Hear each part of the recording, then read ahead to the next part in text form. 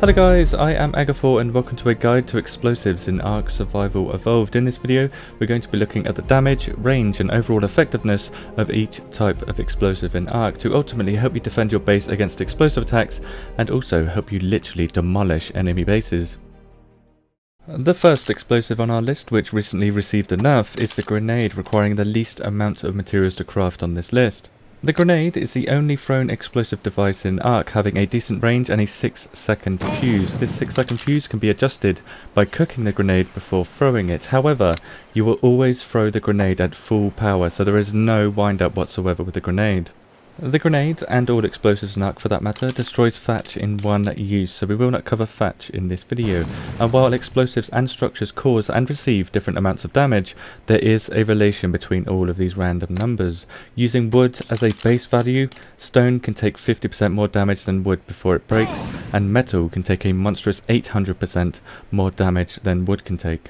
The grenade does roughly 1300 maximum damage to a wooden wall. FYI, as long as the grenade or any explosive is within a 1 foundation radius of a structure or object, it will cause the maximum amount of damage it can, and explosions will now only cause damage to objects, structures, creatures and players that are within line of sight and the radius of the explosion.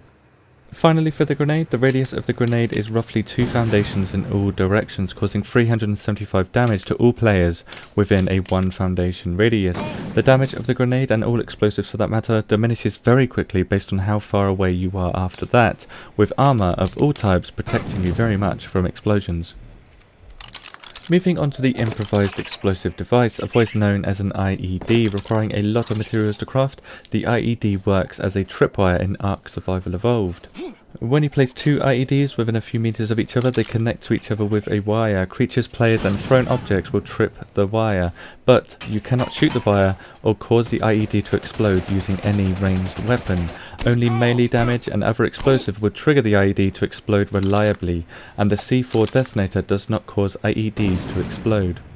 The IED has about the same radius as a grenade and also does the exact same damage to players and structures. When placing a single IED, you can pick it up by selecting the demolish option, placing it back in your inventory, but when a tripwire is active on the IED it is connected to will explode. The IED works best as a base defense or booby trapping someone else's base, giggity.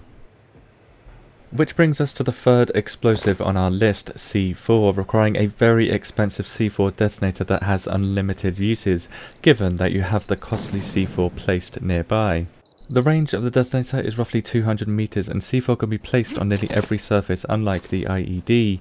You can place C4 by left clicking, waiting 2 seconds for it to activate, then right clicking to detonate.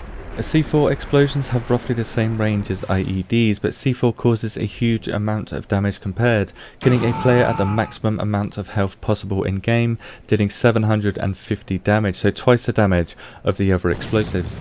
C4 also causes roughly 8,000 damage to a wooden wall, making it the most effective explosive to quickly take down structures, especially seeing as you can place what seems to be an unlimited amount of C4 in one place, detonating it all in the click of a button. But that's not the best part. Unlike IEDs, you can attach C4 to creatures and players, meaning you can create an explosive army of dodos.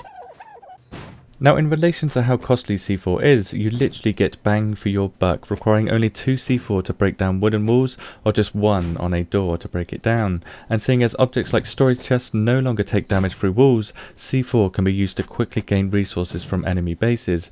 Even when players upgrade to stone structures, it only takes 3 C4 to take down a stone wall, and probably 2 C4 to take down a stone door.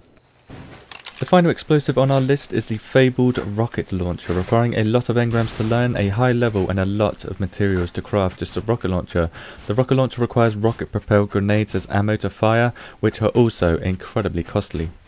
You can fire the rocket launcher 10 times before the rocket launcher breaks from full durability, and while the holoscope attachment says it attaches to the rocket launcher, it does not. Each shot fired from the rocket launcher flies through the air for around 5 seconds before it automatically explodes, and each time you fire a shot, you will need to manually reload by left clicking or pressing R.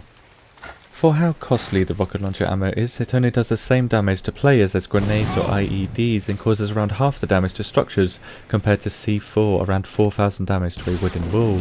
Even though the rocket launcher is a very good ranged weapon and has twice the explosive radius compared to a grenade, the required materials are just not worth it when you have C4 as an option. So as a conclusion to this guide, grenades are the best early game explosive and C4 is the best end game explosive. IEDs are only really practical when defending your base. Doors are one of the weakest structure types in game, so always aim for the doors.